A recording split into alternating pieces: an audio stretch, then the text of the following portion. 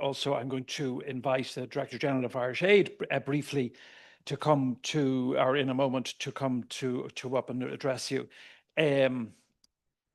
ODA, Official Development Assistance, has for decades played a vital role in addressing poverty and financing global development goals. But even before, I suppose, the current upheavals, perhaps we can describe them as, precipitated by the US administration's dramatic overhaul of US aid in January of this year, I think it's the case that up to 86% of US aid awards have been cancelled. But even before that, very, I suppose, for many traumatic event, the international aid system faced mounting pressure from shrinking donor budgets, emergent geopolitical rivalries, and the tendency to use ODA to meet a widening range of needs that it was not designed in the first place ever to address, including climate finance, critically important area, refugee costs, and global health security. So there are so many pressures. The preoccupation is considerable in relation to where ODA generally is going. There are different views. But so in the sense, development cooperation is at, I think, something of a crossroads. And I'm very much looking forward to hearing what Minister Richmond has to say, and to have the opportunity to hear from you by way of questions, either here or online. And I'll tell you how to do that in a minute. If you don't know how to do it, it's straightforward enough. But before we deal with those exigencies, it's my great pleasure to invite the Director General of Irish Aid, Michael Gaffey, to address you from right here. Thank you, Michael.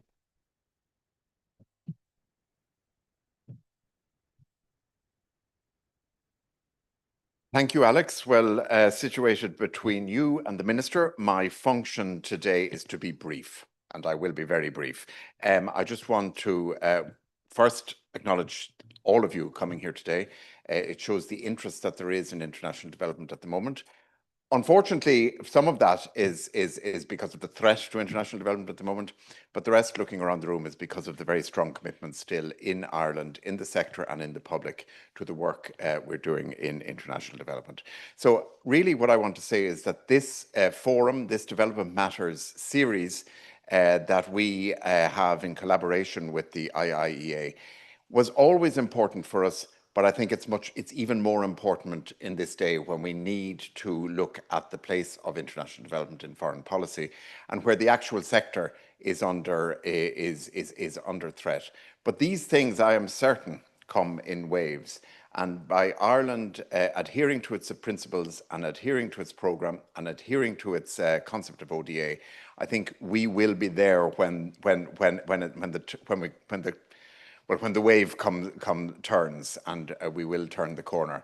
So just to say, it is a real honour to introduce today Minister Neale Richmond, who assumed this job at the most difficult time internationally that I think any Minister for International Development and Diaspora has had to do. And he has been extraordinarily active every day since then. And I want to welcome him today and give him the floor and say thank you all for coming to listen. Thank you very much.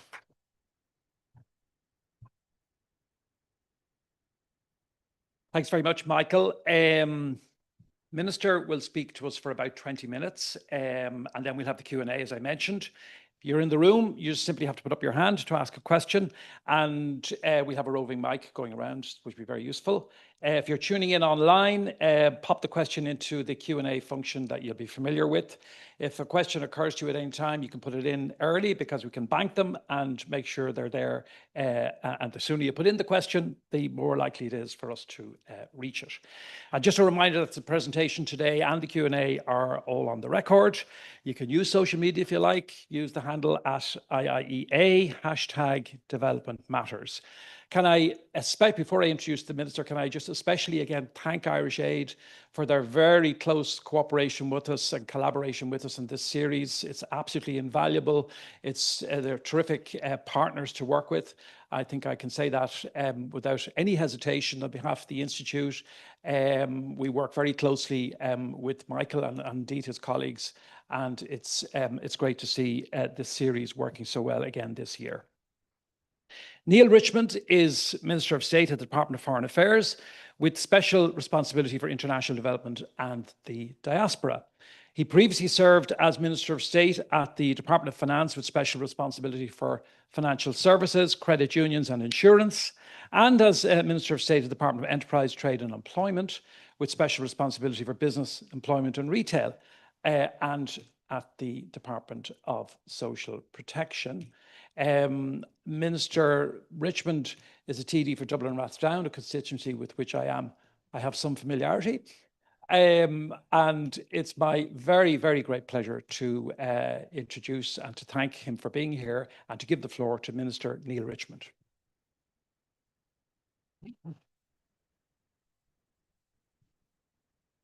Thank you very much, Alex, and thank you very much for referring to the constituency that they say in EU terms that of which you know best.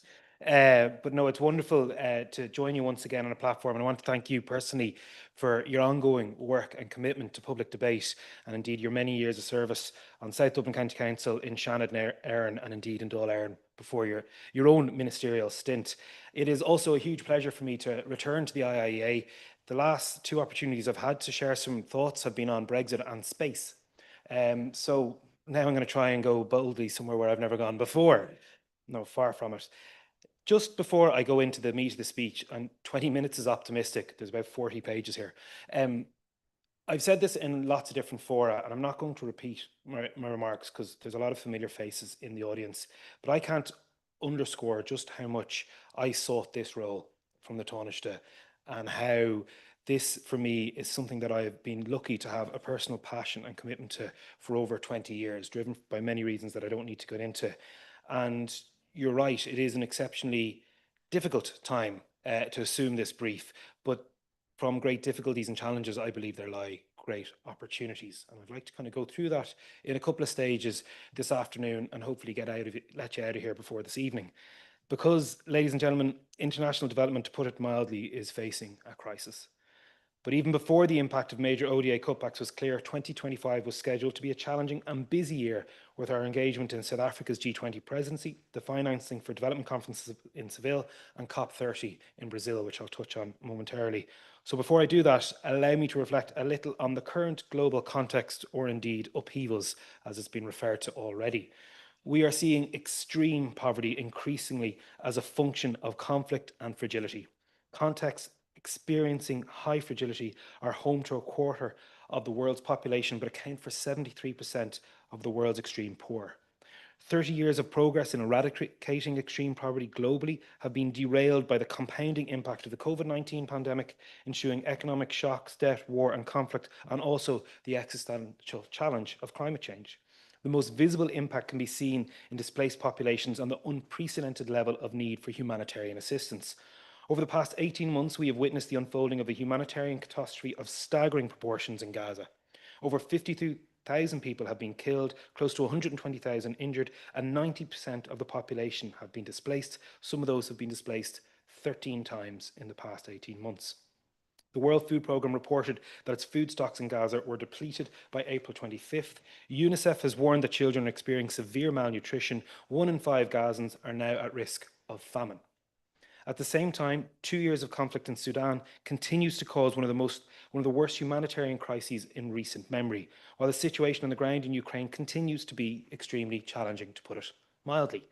All of this comes at a time when the international aid architecture is facing great uncertainty, not least due to the recent decisions by the United States and other large donor countries to reduce their official development assistance. While 2025 will be difficult, it is expected that the situation will worsen in 2026, when many of the cuts are expected to take effect. There will be significant and growing funding gaps for international development and humanitarian organisations. We expect that the impact of the decisions will be particularly pronounced on humanitarian assistance, global health, gender equality, governance and human rights. US withdrawal from the World Health Organization, its termination of funding to the UN Population Fund, and the possible defunding of the support for HIV and AIDS, especially in Africa, will have a deep and far-reaching impact. This government, however, is committed to maintaining and, if possible, increasing our ODA towards achieving the 0% target of GNI. We have consistently increased the allocations to ODA over recent years. The budget for Irish aid in the Department of Foreign Affairs this year is €810.3 million, the highest ever level. However, it is not feasible for Ireland or any other state alone to fill the major funding gaps that will arise from wider ODA cutbacks. As I think everybody in this room in particular would agree, global challenges require global solutions. Their range, complexity and cross-cutting nature means we must have a coordinated approach at both national and international level. In this respect, we welcome the UN Secretary-General's UN 80 initiative. This will look into first, efficiencies and improvements, second, reviewing the implementation of all mandates, and third, carrying out a strategic review of more structural changes and programme realignment in the UN system. From our perspective, we feel that the UN and its member states need a strategic, principled approach to change and reform that is guided by the need to deliver on the commitments of the UN Charter. The UN 80 initiative needs to make the system better and more effective, not simply cheaper. It is clear, though, that the political climate for reform is not benign or auspicious, but the stakes are too high for us not to try. There is a real urgency now to these efforts, and we will seek to see the shape of them in line with our values and interests. Most importantly, the normative role of the UN must not be up for debate. We are not going to join a process aimed at renegotiating what the UN stands for or what it does. That has already been agreed, most recently in the Pact for Future adopted last September. I'm aware that in certain circles, there is a fear that developed countries will bring a donor-centred approach to the UN 80 reform process. However, we should not let these concerns result in reticence when engaging with the reform process. The way to counter such perceptions is to work to build alliances and trust across all regional groups. Ireland, with the EU and its member states, should seek to understand the positions of other key partners, to work with them in support of their objectives where we can, and to present coherent, evidence-based arguments in support of our own objectives where our approaches differ. In a challenging and adverse environment, the development of trust is key. There are three interrelated key events I would like to focus on in 2025. The first is financing for development. 2025 is a key year for discussions in this area, culminating in the fourth Financing for Development conference in Seville at the end of June. There are a number of areas where we need to see progress, in addition to developed countries maintaining our ODA commitments. The first of these is the debt crisis. The conference needs to show a pathway for the global debt architecture to provide timely, predictable and fair debt restructuring and indeed relief for countries. This pathway should build on debt resolution tools that we already have, such as the G20 Common Framework, and recognise existing mandates. Trying to start again will simply set us back and create even more uncertainty at a time when the opposite is required. Secondly, developed countries, including Ireland, need to reinforce our support to domestic resource mobilisation, including increasing the proportion of ODA spent on building revenue and tax collection systems and a structured approach to strengthening their capacity. A third dimension is to address the proliferation and fragmentation of funding mechanisms across all areas, as varied as health, education, and indeed climate action. The current system enables a significant level of duplication and results in competition for increasingly scarce donor funding. More importantly, it creates complexity for all developing country administrations to navigate multiple funds and financial instruments. This points to the opportunity to recommit to the principles of development effectiveness. In all discussions around financing for development, Ireland is absolutely clear that we need to maintain a focus on reaching the furthest behind first. This includes focusing ODA more on where the world's poorest people live in the most difficult of environments. In 2025, the second major process is our engagement with the South African G20 presidency. President Ramaphosa's invitation is an important opportunity for Ireland to input into decision-making on significant questions of international policy.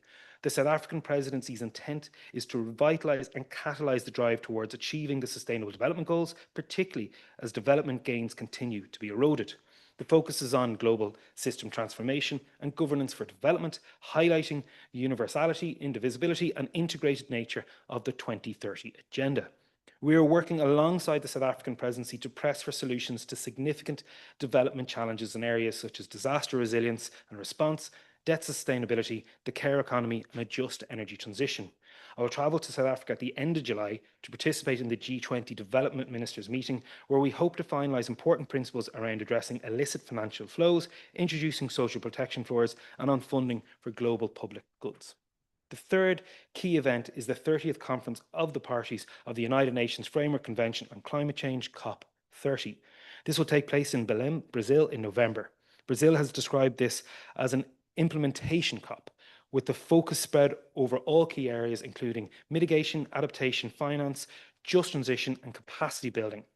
Ireland remains firmly committed to the multilateral process, which we strongly believe is the only viable avenue to address the triple planetary crisis that poses such a threat to the global community. While engaging in these processes, we will also be promoting Ireland's key priorities. And one area that hasn't been mentioned but I think will be prove an important part is indeed the UN General Assembly in late September. Don't worry, I haven't forgotten about the looming presidency of the European Council. More of that in about 3 minutes. Ireland absolutely remains committed to reaching the furthest behind first, even as some others seek to redefine international development solely in a narrow view of their national interest. As we have seen, those living in extreme poverty are increasingly located in fragile and conflict-affected areas. We need to focus our interventions more effectively with a need for greater investments in anticipatory action, locally led development, and longer-term approaches to chronic crises. Strengthening governance and supporting democratic resilience are critical and remain central to Ireland's development cooperation. At a time when the international system to mediate and resolve conflicts is increasingly weakened and sidelined even by its core designers, Ireland has an important role to play. Building and cementing alliances with like-minded countries in Europe, Africa, and elsewhere, we can work to bolster a more effective United Nations system and stand up for a rule-based international order. This, for instance, is why Ireland joined the South African case in the International Court of Justice. Furthermore, as we talk about reaching the furthest behind first, we need to think about disability inclusion. We have made significant progress in this area, admittedly from a low base, but we cannot overlook the grave challenges ahead, especially the risk of the erosion of the rights of persons with disabilities. Ireland has endorsed and was actively involved in the consultations to help shape the Amman Berlin Declaration, and we continue to encourage other government donors to endorse the declaration in an age of heightened caution around language. The declaration, which calls for full and effective engagement of persons with disabilities in all stages of development cooperation and humanitarian action, sets out 9 commitments with a 3-year period for reporting on progress. Today, I also want to take the opportunity to address the increasingly fraught subject of gender equality. Gender equality and the empowerment of women and girls remains a central priority for us in principle and as an absolute prerequisite for progress on the SDGs. We recognise the central role of women-led organisations in advancing equality globally. We are delivering on our commitments in a better world to increase funding for women's organisations, channeled through support to UN agencies and NGOs, but also in targeted partnerships. We place a particular focus on advocating for a survivor-centred approach to tackling gender-based and conflict-related sexual violence. We work with many varied partners, both civil and bilateral, to ensure that survivors have access to non-discriminatory, trauma-informed legal and sexual and reproductive health services. Our embassies directly provide support to programmes preventing and responding to gender-based violence. For example, the Rainbow Initiative, which I had the opportunity to visit while in Sierra Leone, supports over 50,000 young girls in their journey to healing from traumatic experiences through access to much needed health and recovery services. I'm going to take a little break here. I'm going to make a slightly personal comment before I talk about the next section and indeed moving on from GBV. I have a very clear fear that I hope is shared by the vast majority of people, that amazing progress and work, of which there's a lot more to do to achieve gender equality, to protect women and girls around the world, is going to be absolutely hijacked and sidelined by someone else's culture war. And this, I feel, is going to be the serious consequence of ignorant political action and hot takes that isn't going to be discussed enough.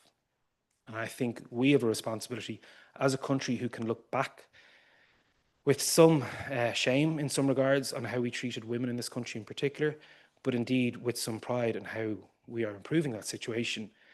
We can play a much more powerful role than perhaps we anticipate.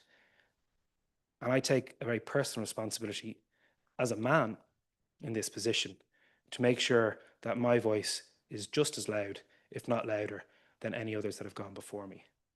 And it is something that I think has to be a key point in a lot of our discussions. Let's not ignore the elephant in the room. Let's not ignore the angry voice. We can be frustrated by it, we can give out about it, or we can do something about it. And I think that's the most important area to focus on, because Ireland has invested in maternal and newborn health since the very, very first days of our aid programme. We continue to support this area of work because even now, over 700 women in poor countries die each day from preventable causes related to pregnancy and childbirth. This is not a DEI agenda initiative. This is basic humanity. Sometimes very simple interventions can have a huge impact on whether a woman or her newborn can survive delivery. In Tanzania, we fund training along with boots, coats and torches for health workers so they can get to pregnant women in hard-to-reach locations and ensure they receive the care they need. More than 60% of maternal deaths take place in conflict and humanitarian settings. In Gaza, for example, 5,500 women are due to give birth in the coming month. Over a quarter of these women will require emergency obstetric support, yet the health system is on the point of absolute sheer collapse.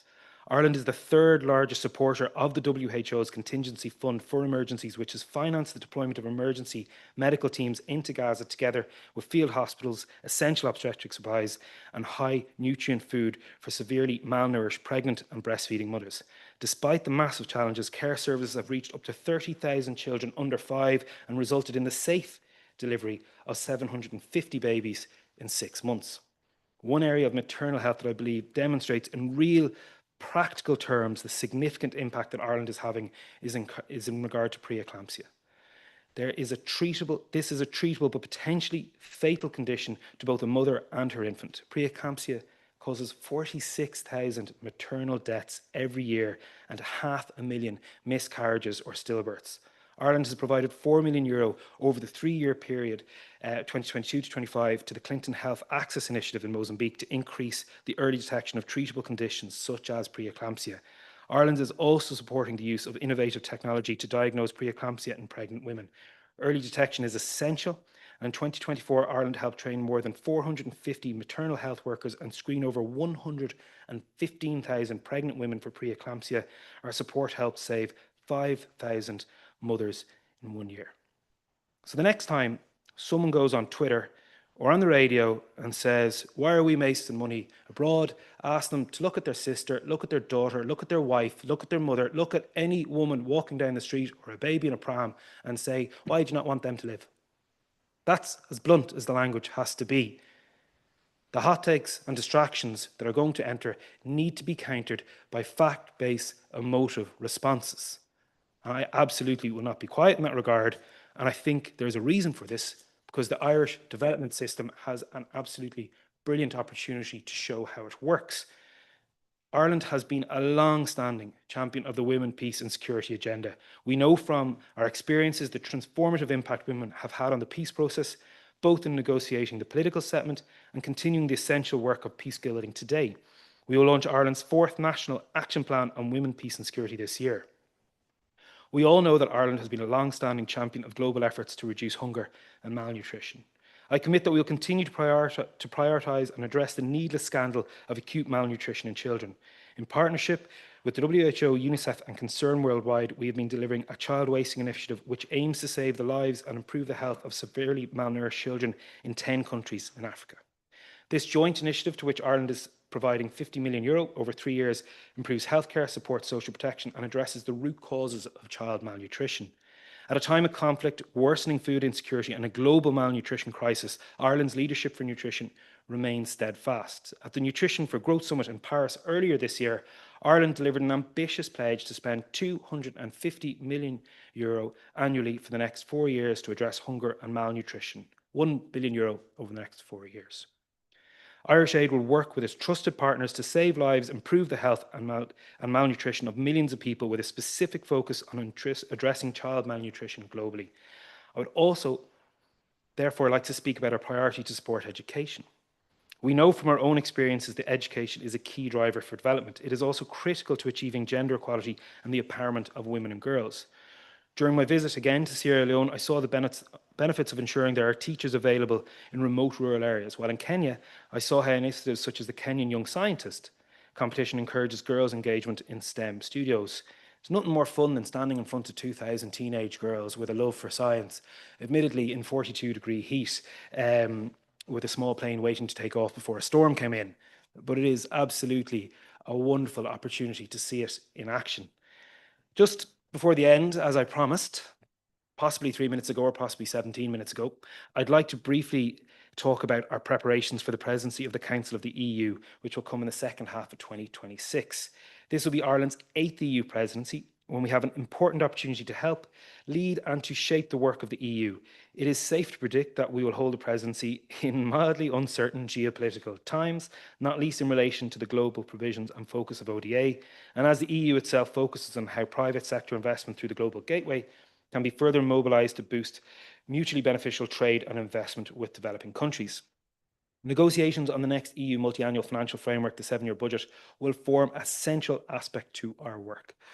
On development and humanitarian cooperation, specifically, our approach will be to manage the EU development agenda well, but also to focus on those areas where we can make the effective contribution based on our values.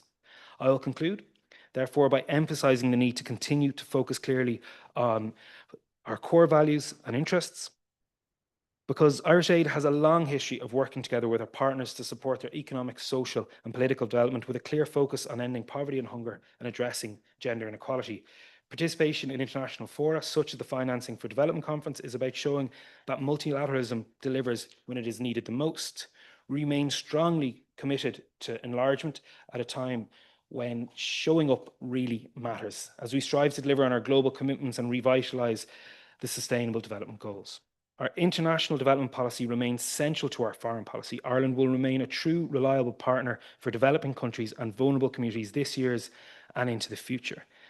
Ladies and gentlemen, the challenge we are facing in the international development sector is absolutely great.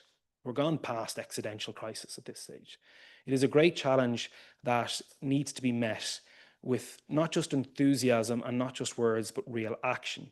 It's about using every tool or opportunity to demonstrate domestically and internationally that development is an investment.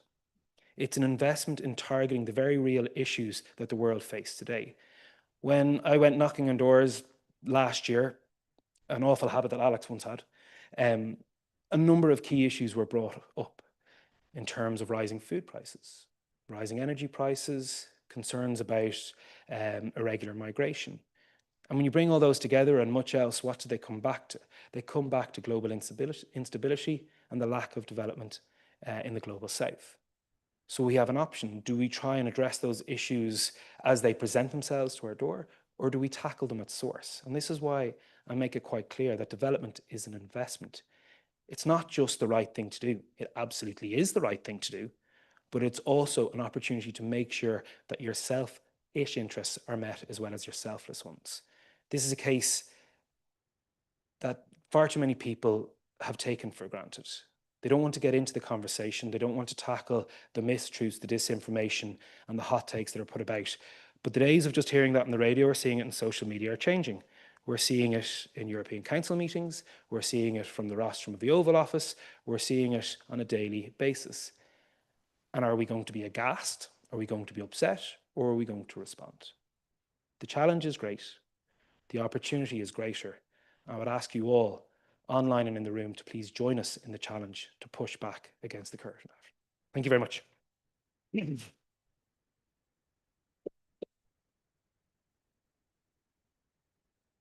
you very much, Minister. And I think we can see from what the Minister has said how quickly and how enthusiastically he has taken leadership of this agenda on behalf of the Irish government. And I think also we pick up something of the passion that he himself has invested in this task that he has, a task that he has emphasized is for us all, but he has the leadership of.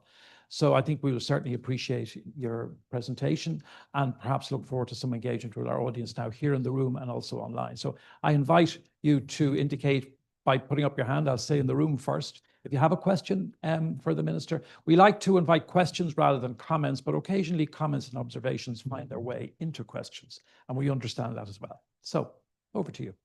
Yes, sir. Interested, Minister, you touched on the question of ODA target, UN ODA target.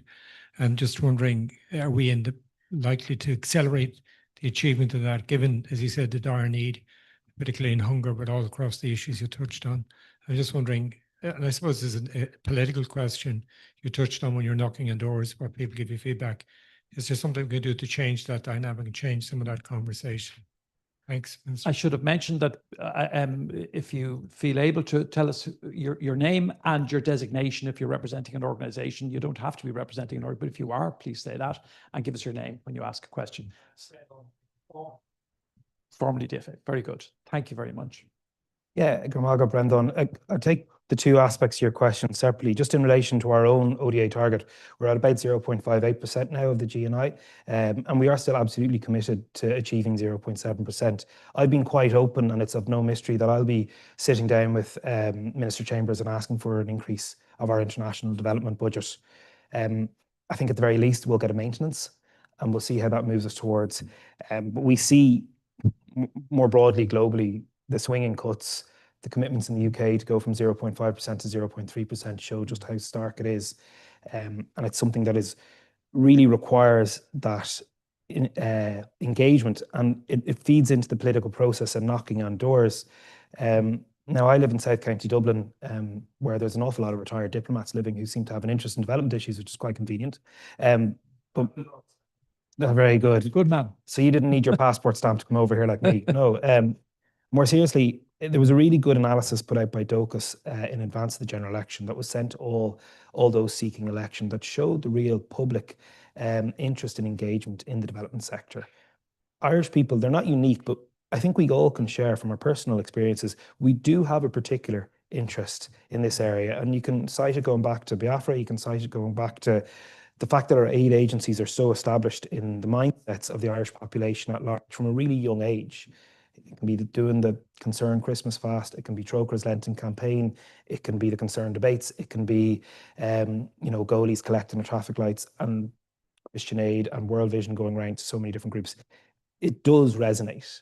And there is, I would argue, a very silent majority who unfortunately are a bit too silent, who genuinely care about this and really value Ireland's place in the world. And they are prepared politically to demonstrate that. We don't have a far right in this country of any scale. We don't have, when we had this debate at the Foreign Affairs Committee on Tuesday, there wasn't one dissenting voice about our development programme. Now that might change. But I think we have to look what actually is the real concerns out in the ground, what the real concerns are in the Oireachtas, and they certainly don't mirror the bile and victitude that we see on social media. Down the middle there. Thanks, Minister. Paddy Smith, Irish Times. I just wanted to know, you didn't really touch on it, but there was an emphasis a few years ago on Ireland supporting specific measures on food and on hunger, and we were engaged, I know, in a UN Secretary General subcommittee to push forward the issue. Is that still on the agenda? Is that still part of our work? Yeah, and I suppose, Paddy, it's really gone into our work when it comes to nutrition for growth. Our commitment to, first and foremost, put the money up. Nutrition for Growth Summit was held in Paris. It's tied to the Olympics. The previous one was in Tokyo. We're going to meet our targets in relation to our spending on Tokyo ahead of schedule, and we've increased our target, as I mentioned, from about 235 million a year to 250 million a year because we see that the need is greater. Within that, the child wastage aspect is a massive part of it in terms of that theme. And we look to work within whatever programs are at our disposal or where our aid agencies are working to promote that. And it takes lots of different streams. There's one, it's working with young farmers in Kenya or Tanzania to increase the levels of productivity and increase the level of collected knowledge in terms of food production. There's our steadfast commitment to the World Food Programme and making food gets to the most acute crisis areas, generally the likes of Burundi or Uganda, where they're dealing with mass refugee crisis stemming either from Eastern DRC or South Sudan or Somalia. So those are sort of the main ticks of where we're trying to do it. I'll be quite frank, when we talk about UN programmes and aims, they're all at risk, Paddy. They're all at risk of not being able to stay going forward. When I was with the World Food Programme depot in Dar es Salaam, they had enough food till July. And there was sacks and sacks of USAID branded bags, but they didn't know what was going to replace them. So it is a little bit more perhaps pressing and a little bit more blunt than perhaps previous needs in terms of just getting the funding and the resources to where it needs it the most as quickly as possible. And just on that question of the overall kind of envelope of funding that you have available, Ethel McDermott, who's a member of the IAA, has put a question in on the Q&A asking whether and to what extent the USAID decision has, had a bearing on your setting of priorities. I mean, has it altered the allocation or the plans in relation to allocation or reallocation of priorities and funding within that envelope, or has that been required? Have you required to look at that again in the light of the American decision? The short answer is no. The not so short answer is not yet, to be quite frank. And I chose to reference maternal health in a bit of detail today, not because we're changing our priorities or we're redirecting resources, but perhaps it's redirecting the narrative to just explain when someone's going through a funding document with a word search for gender, women or girls, that's nothing to do with actually helping maternal health. It's about a DEI agenda that an anti-DEI agenda that is really concerning for me, to be honest. And I think that's why we need to push back in terms of a narrative on that basis to say this is what this actually represents. And we can already see the profile of the parliamentary questions that are coming in by some members. They do have very much an ideological bent, and they're more than entitled to this, don't get me wrong. But it's, do you want to talk about maternal health, or do you want to win, an argument that I would argue was resolved some years ago? But in terms of funding envelope and our priorities, it's still the same as of now. As I said, I'm quite bolshy in terms of I'm going to be asking for more money, but I suppose every government minister can say that in the month of May. It's when you get into the whites of the eyes, the deeper the things change a little bit. But we'll try our best at this stage. And I think it is really important that how we react, the cutbacks that we've seen, we thought the worst of it would be probably we would see it next year or the year after, but we're starting to see it now. And we're starting to be able to work with our international NGOs, the large ones here, to see where those impacts are, both on a regional point of view as well as a thematic point of view. But I would argue, in terms of the United States, the biggest concern, quite simply, is that there's no plan. It's an executive order, and that's just led to chaos and a little bit of wishful and hopeful thinking for those who are the victims of those cuts. With our European Union partners and indeed our British friends, it's a slightly more managed process. I don't particularly like it, but at least it's a little bit more managed, that you can provide that element. And what we're trying to really underline is, one, the amount of our funding is committed. We're open to agility with our partners to make sure that they can react, that it's not too rigid and they're not hamstrung, but also that we can be relied upon, that we'll provide multi-annual funding, that it's a guaranteed response. I think there was a question here.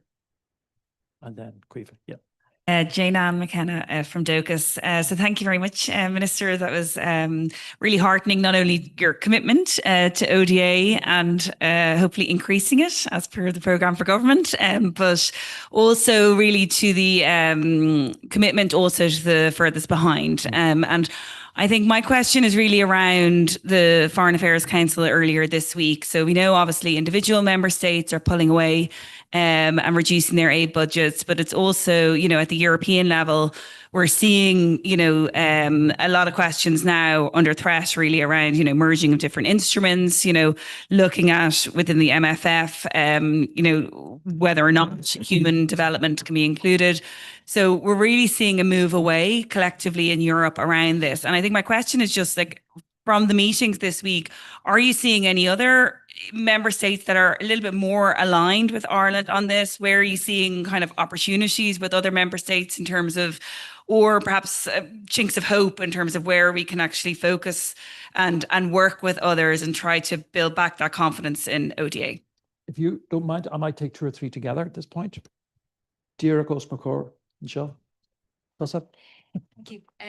Thank you, Minister. Thank you very much. That was an excellent speech. And I think there's very much a shared and common agenda in terms of what you have laid out and what we in the NGO sector would see as important. Maybe just two questions. One area that you didn't touch on, which is really core to Irish Aid, is the whole area of civil society space. And I think it will be good just to hear you reflect on that, because I think a lot of what you described has been critically important in terms of ensuring that services get delivered to those most in need of them.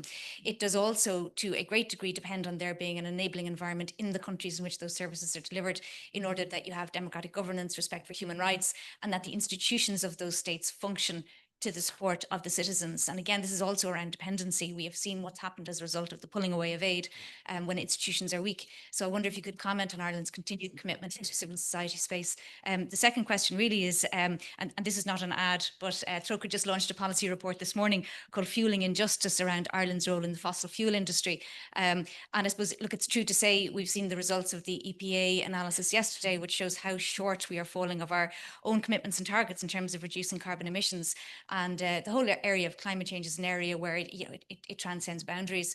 And so it's great to hear that we're going to have a strong agenda at the COP. So my question is, at this point, ODA and traditional forms of finance, they just aren't absolutely inadequate in terms of dealing with the climate emergency. So to what degree would you believe that the whole government, because this goes beyond your department, is open to discussions on new and innovative forms of finance, particularly those forms of finance that tackle the source of the problem, which is fossil fuel companies and their excessive profits? In case anybody didn't recognize, that's Cuiva de Barra Trócaire. And this man over here was next. Yeah. Christian Font, Deputy Head of Mission at the Spanish Embassy. Thank you, Minister, for the interest and commitment towards the UN Conference on Finance and Development in Seville at the end of June, and for your intervention.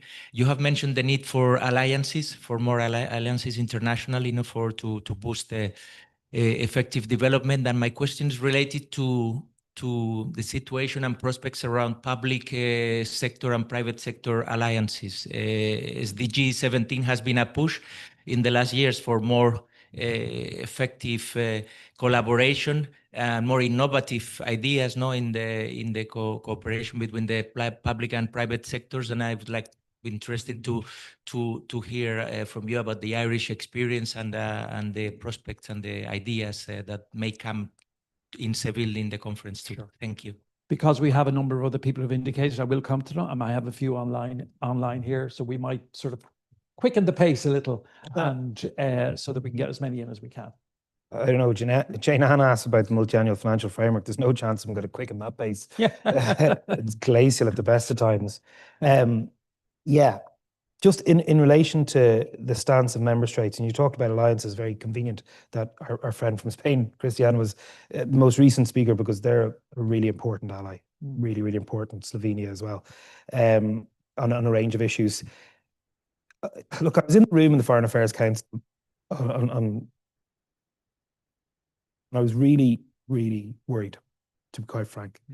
I'm really worried that there's about 3 or 4 of my ministerial colleagues who seem to relish in the aid cutting agenda, who are from a very clear ideological, political bent, perhaps part of a coalition government, not necessarily in line with their senior minister, but they're quite blunt in what they're trying to achieve.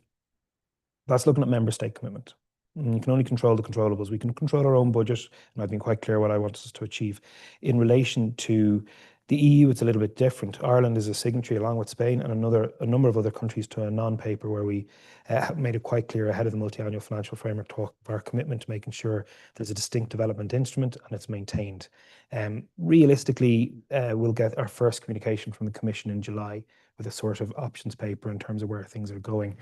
And I would have made an intervention, I'm more than happy to say it on the record, even though we were in closed meeting at the time, there is a big push to move towards global gateway as somehow that's a replacement for aid. It's not.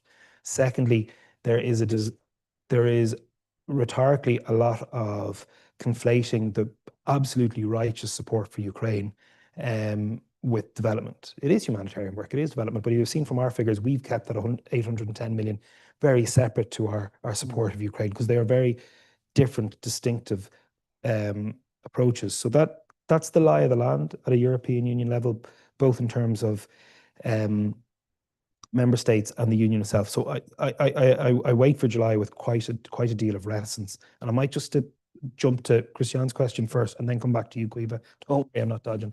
In relation to Seville, which I'm going to attend, I'm really looking forward to it. A bit worried about the 42-degree heat, but that'll come into Cuiva's question in a second. I think this is going to be the big opportunity about how we leverage private funds and private sector support. But we have to put at the heart of that is, again, not a replacement from state-based development programs. And that's something that I'm very wary of. I want to be very blunt. Absolutely up. And we had a really good engagement with the Global Fund yesterday on HIV, malaria and tuberculosis, who've been able to leverage absolutely philanthropic actors to provide an element of new funding and sustained funding. But we have to be aware that nothing will replace multilateral institutions, individual countries and governments, their program. So I go into Seville with an open mind, and I think Ireland has a good story to tell, and certainly our agencies do. We have to coax that this isn't the silver bullet. In relation to Kiva, yeah, absolutely. Probably should have got into a bit more detail with civil society space in my remarks, but I think I made a few references to it without getting into the direct, because this could have taken up 25 minutes alone. Our support, of course, for civil society organisations, both in country and Irish agencies who work to support them, will be unwavering, because it is so important. And we've seen that at a really interesting engagement in Liberia with members of the frontline defender community who are largely representing the LGBT+ community. There's 3 pieces of draft legislation in front of the Liberian House of Representatives that want to introduce anti-LGBT+ legislation akin to what is in place in Uganda. And it's how we engage with them in a manner as a country who's been welcomed in to have a diplomatic presence. It is very difficult, and you know this better than I, to make sure that you're not seen to be coming in with untoward outside influence. But we do provide the support, financially, morally, of course, but also provide the space to make sure that those organisations are protected and will continue to be protected, because that level of civil society engagement goes to the heart of the questions that people traditionally have with development programme. How can we trust this money is being spent right and in the right places? And if you have a strong civil society sector, that makes sure that the institutions of the state that you're working in are up to par. So absolutely. As Alex alluded to in my introduction, I've been in most government departments in the last 3 years, including finance. And I think it's really, really important that we are able to separate our work on the Loss and Damage Adjustment Fund and climate finance from our development budget. And the two don't cross over, they are separate, and there's separate funding streams. And we're continuing to supporting that. And our climate finance scheme is absolutely rock solid. It's gone up, it will continue to be a central part. And certainly, I think we're going to come out of COP in November with an earful, to be quite frank, about where the developed world is failing the developing world most, is the impacts of climate change. You say they impact everyone. They don't impact everyone equally. Those in the developing world are impacted the most. And when you talk about a situation where crops are failing, where there's drought, where there's extreme weather events, that is driving the biggest concern of the very politicians who are eagerly and enthusiastically cutting aid budgets. When they're talking about irregular migration and using language that I never would and I find repulsive, they fail to recognise that, yeah, by cutting your aid project, you're actually fueling the very issue that you've been elected on a background thinking that, you know, Fortress Europe is going to solve everything when it clearly isn't. Woman in the very corner there. Can I just have us, just get us, before you start, there's a man there. Anybody else thinking? There's two gentlemen there and a woman over there. Yeah, okay, just to get a sense. We'll see, depending on how complex the questions are, shall we say, we might take all 4 together or we might split it up a little bit. But the woman at the back. Sure, thank you. Yeah. My name is Maria Shea. I was until February this year working for an international development NGO in Washington. My question, actually, it links to the previous one about civic spaces. And so one area where USAID was a very, very significant donor was media development.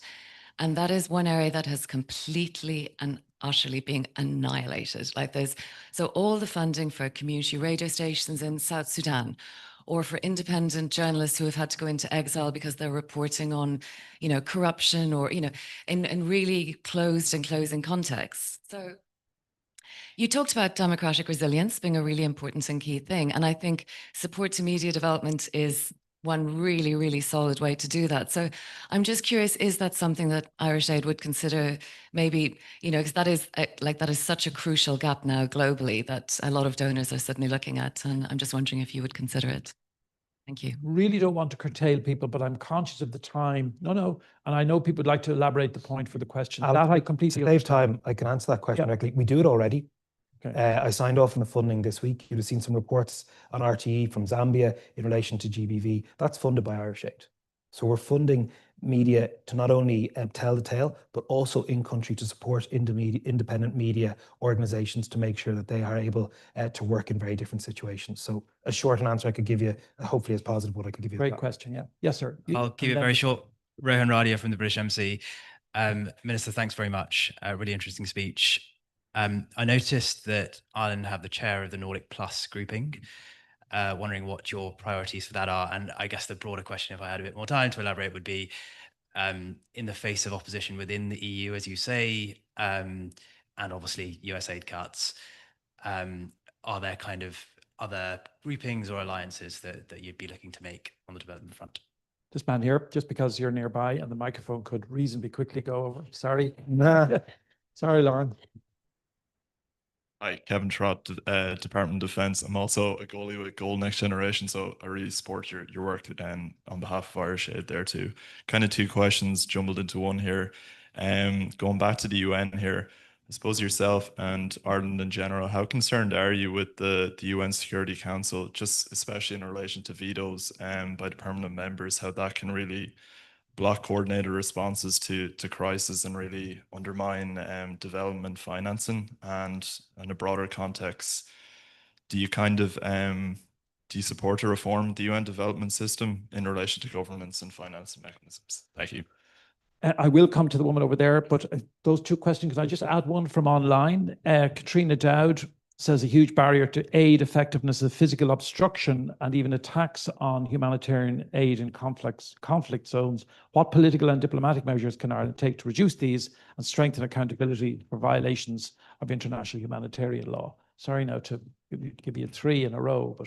No, and I'll start with Katrina's because I had a meeting with Dominic Crowley from Concern yesterday, who made a very pertinent point. It has never been more dangerous to be a humanitarian worker.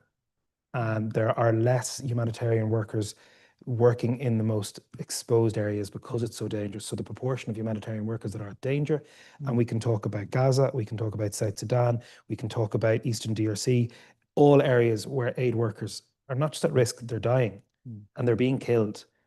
And I think this is something that is really worrying. And we make the point quite clearly that maintaining access to humanitarian corridors has to be key. And we've done that particularly in relation to the Great Lakes region in making sure that we can get access points to make sure humanitarian aid can get to the furthest behind first.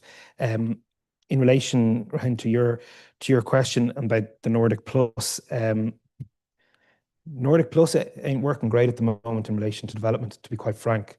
Norway, great partners, great friends. All the others are great friends, by the way, but their political interest in development is very, very stark. And I mentioned certain ministers' interventions at the Foreign Affairs Council, where they were talking about how to change the focus on development and indeed how cuts are really being championed. Some of those would have come from our partners in the Nordic Plus. It's really, really worrying. And therefore it requires generally, and I'm aware I'm not over European affairs, so I don't want to go straight too far, but our approach to alliances in the EU are very sectoral now.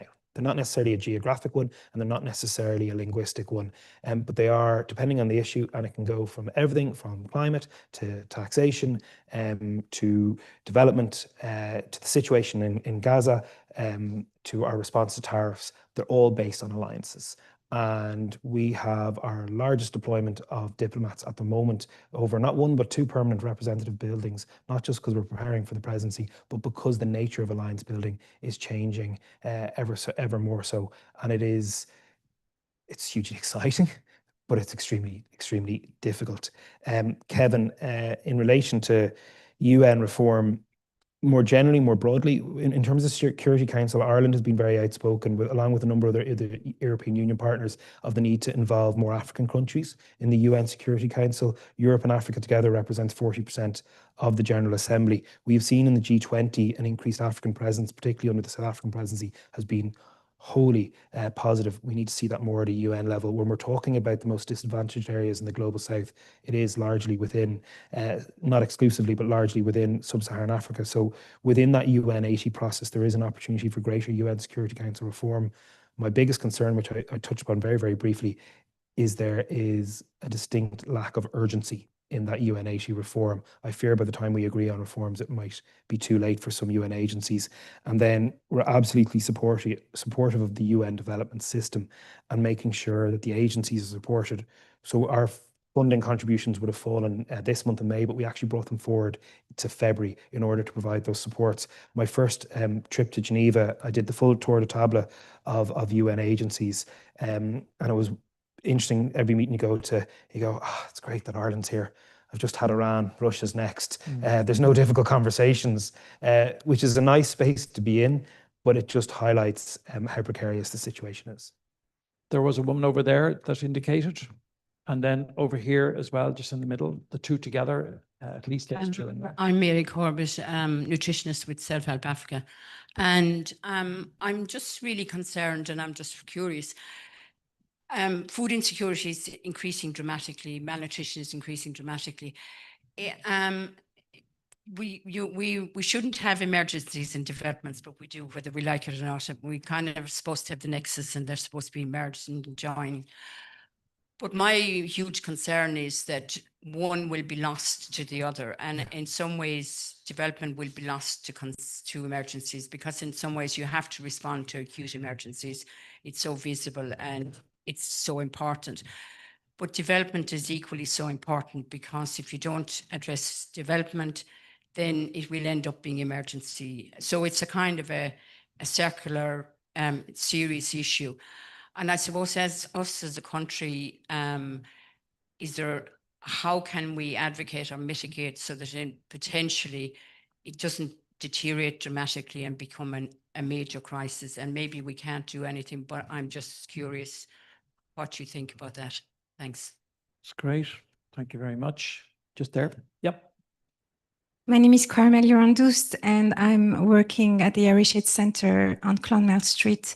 And so we have never received so many students and so many primary, secondary student teachers as well, where we talk about the work of Irish Aid.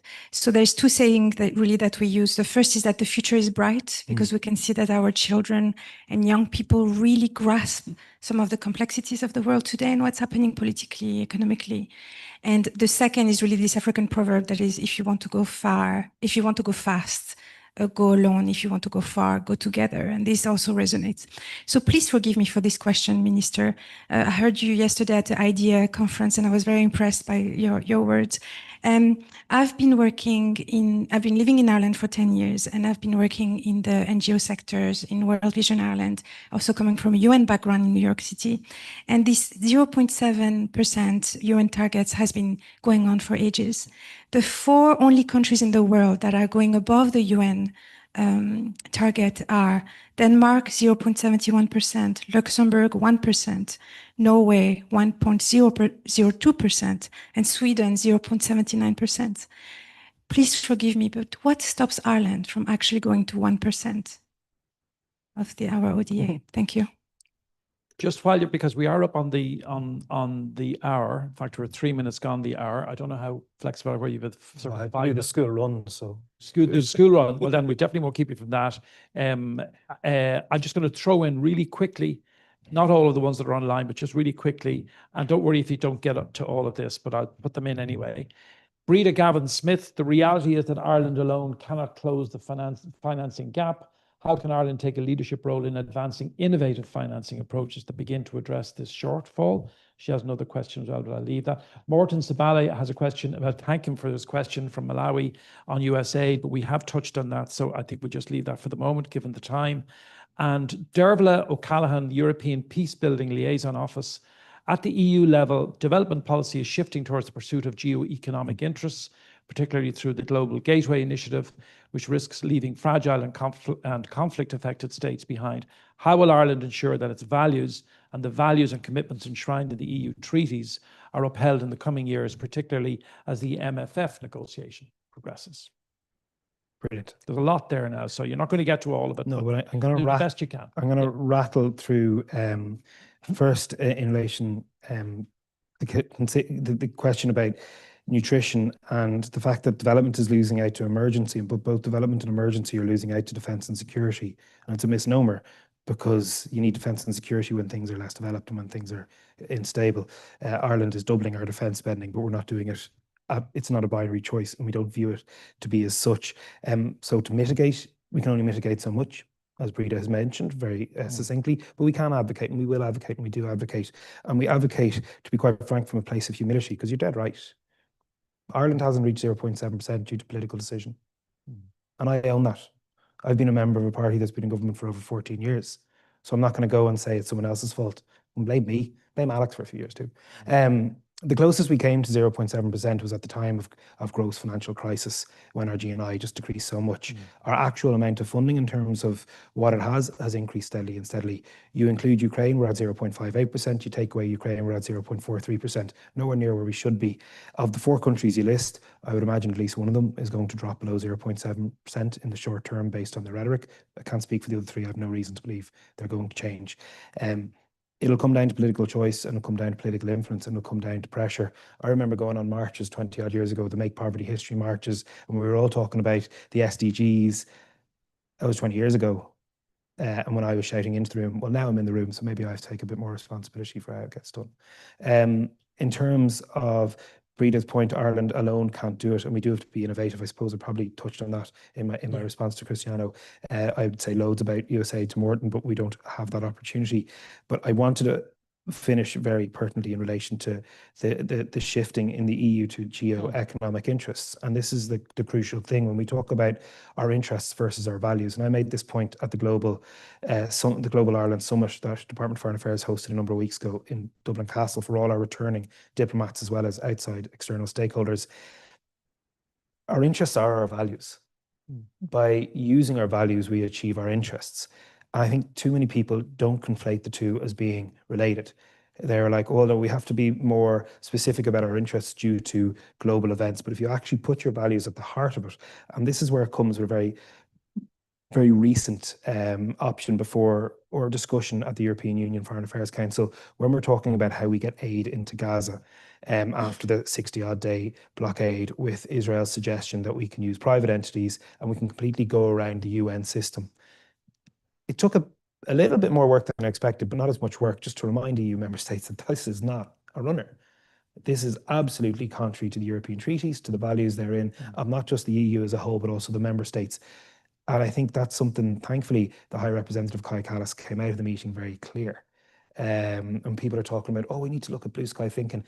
You don't have blue sky thinking when it comes to development aid. You have very clear values and you have a very clear rules-based system. So I think that is one where we can talk about shifting geo-economic interests, and we talk about the global gateway in an EU process, but we can't allow people talk about global gateway as somehow that's the new version of development, because it has to be an anchor. There is an anchor in Irish foreign policy, there has to be an anchor in EU member state policy, and there has to be an anchor in how the UN does its business. Thank you very much for the presentation, first of all, which at times I felt you felt the pressure to race through, but we got it, and it was very comprehensive and covered a huge range of issues, as indeed did the Q&A. And I want to thank those of you who asked questions and who participated, but to thank in particular, Minister, for engaging with all of the various issues and categories of issues that are here in this agenda, because it's so extensive. Hope to see you again here at the Institute. We certainly are very keen and interested in working closely, as I said earlier, with Irish Aid on this agenda. It's been one of the core interests of the Institute for many years and will remain so. So once again, Minister Neale Richmond, thank you very much.